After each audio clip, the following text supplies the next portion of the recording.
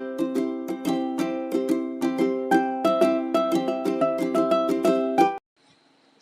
विदुर जी धर्मराज जी के अवतार थे।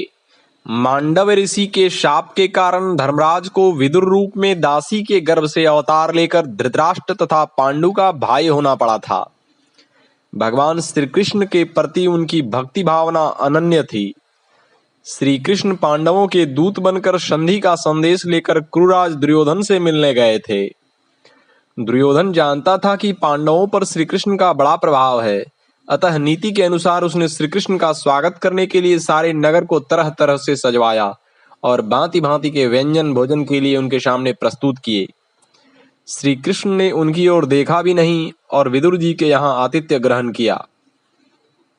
जिस समय भगवान श्री कृष्ण विदुर जी के दरवाजे पर पहुंचे, उस समय उनकी स्त्री स्नान कर रही थी। आते ही श्री कृष्ण ने बाहर से आवाज लगाई। विदुरानी ने सुनते ही श्री कृष्ण की आवाज पहचान ली और सुध बुध भूल गई, जैसे उस स्वर में कोई आकर्षण हो। वस्त्र ठीक से पहने बिना ही वह ज्यों की त्यों दौड़ी आई और किवाड़ खोलकर भगवान के दर्शन किए।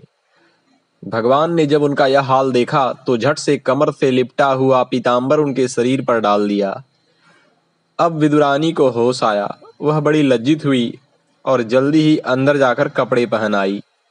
इसके बाद वह श्री कृष्ण के पास आकर बैठ गई और खिलाने के लिए लाए हुए केलों को छील छील कर प्रेम में बेसुध होने के कारण गूदे के स्थान पर छिलके खिलाने लगी। इतने में पतिदेव श्री विदुर जी भी आ गए। उन्होंने यह दृश्य देखा तो अपनी पत्नी पर बहुत झल्लाए।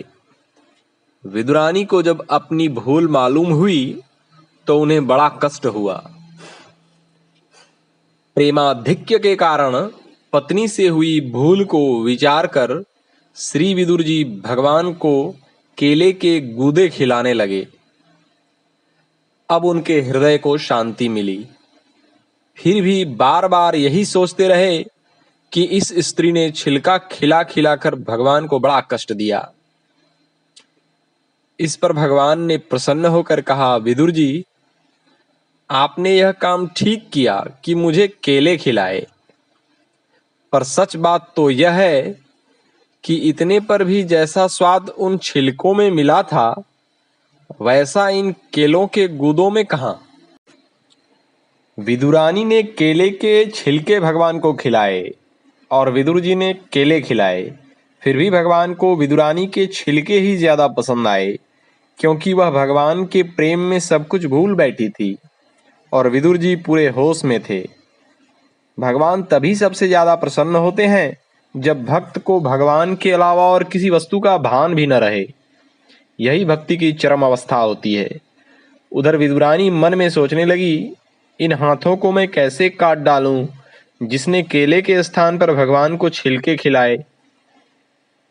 धन्य है विदुर विदुरानी और धन्य है उनकी भक्ति। ओम।